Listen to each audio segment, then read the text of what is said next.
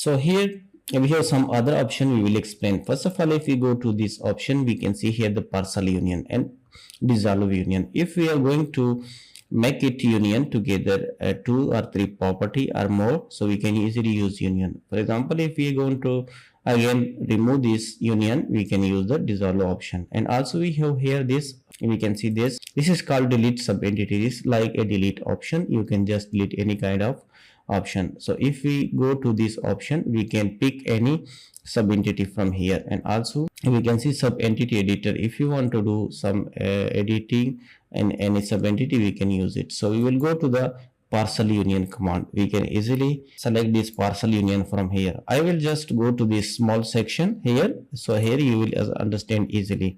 For example, if we have these two parcel, we can just select this parcel and we can select another parcel for which we want to make it union. You can easily manage an union more, one or two or more parcel together. So select it and press enter from your keyboard. Enter from your keyboard. Now you can see that it's also union in one property. So easily you can make it union.